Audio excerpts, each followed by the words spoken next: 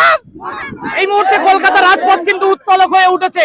I love Mohammad লেখার কারণে উত্তরপ্রদেশে যেভাবে 25 জনকে গ্রেফতার করা হয়েছে, তারই প্রতিবাদে কিন্তু দেখতে পাচ্ছেন আলিয়া ইউনিভার্সিটির ছাত্রছাত্রীরা কিন্তু রীতিমতো কলকাতা রাজপথে এসে প্রতিবাদ জানাচ্ছে। তারা আই লাভ মোহাম্মদ স্লোগান দিতে দিতে কিন্তু এই র্যালি কিন্তু রীতিমতো এগিয়ে আসছে। কি বলেছে তারা শোনাবো। কি দোষ করেছিল সে? শুধু আই লাভ মোহাম্মদ সাল্লাল্লাহু আলাইহি ওয়াসাল্লাম, সে নবীকে ভালোবাসে, ইসলাম ধর্মের আইকনকে তার ভালোবাসে বলে তার জন্য সে কি গ্রেফতার হবে? এটা যদি সার্বভৌম দেশ হয়ে থাকে তাহলে সরকারের কাছে একটা আবেদন, তাহলে এটা সার্বভৌম দেশকে পরিচালনা করা যাবে না। যে পোস্টার লাগানো হয়েছিল, রাতারাতি পুলিশ এসে 25 জনকে এফআইআর কে তুলে নিয়ে চলে গেল। কার আদেশে? ওই টাগলাজি যোগীর আদেশে। এখানে যদি অন্য ধর্মের অন্য কোনো ধর্মের ব্যক্তিত্বের নাম লেখা থাকতো, এটা কি করা হতো? তাহলে এটা পুরো গণতান্ত্রিকের উপর আঘাত এবং মুসলিম সমাজকে কুক্ষিগত করার জন্য একটা প্রিপ্ল্যান চক্রান্ত। একটাই কথা, বিশ্বনবী রাসূলুল্লাহ সাল্লাল্লাহু আলাইহি ওয়াসাল্লাম হলেন আমাদের জাগরণ, বিশ্বনবী সাল্লাল্লাহু আলাইহি ওয়াসাল্লাম হলেন আমাদের হৃদয়ের প্রেরণা।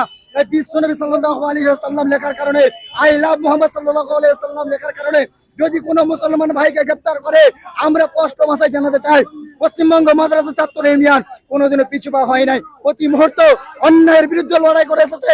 তাই প্রশাসনকে হুঁশিয়ারি দিতে চাই, অবিলম্বে সাবধান হয়ে যাও। আর যে মামলা করা হয়েছে, এই মামলা অবিলম্বে ফিরিয়ে নিতে হবে।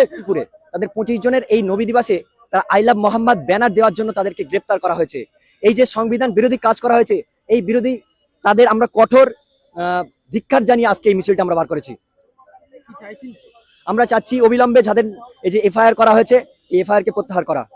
গোটা দেশ জুড়ে বিভিন্ন প্রান্তে এই আন্দোলন চলছে, কারণ মুহাম্মদ সাল্লাল্লাহু আলাইহি সাল্লাম প্রতিটা মুসলিমের, প্রতিটা মুমিনের কলিজার একটা অংশ।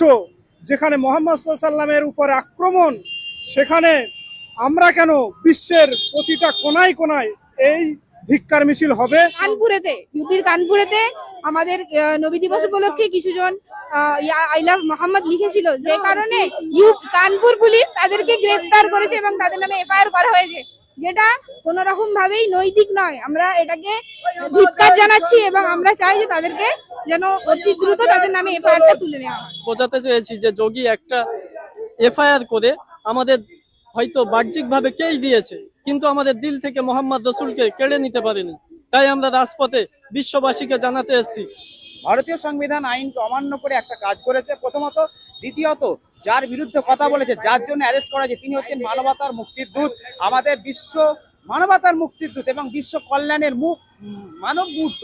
তো তার বিরুদ্ধে যখন কোনো কথা বলে, শুধু মুসলমানের তিনি তো নবী নন, তিনি হিন্দুর নবী নন, তিনি খ্রিস্টানের নবী নন, তিনি জৈনর নবী নন। তিনি যেমন চাঁদ আমাদের সবার, যেমন সূর্য আমাদের সবার, তেমন তিনি সকল মানুষের নবী, সকল উম্মতের মুহাম্মাদি। এবার একটা কথা বলি, কেন আমাদের আজকের এইটা?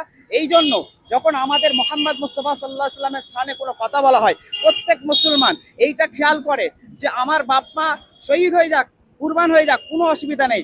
কিন্তু আমাদের এই আন্দোলন, আমাদের এইটা একটাই কারণ, যে মুহাম্মাদের উপরে যে কথা বলা হয়েছে, তার জন্য যে অ্যারেস্ট করা হয়েছে, সেইটা যতক্ষণ না প্রত্যাহার করা হবে এই আন্দোলন চলবে। যদি জানও দিতে হয়, এই মুসলমান জানও দিতে প্রস্তুত।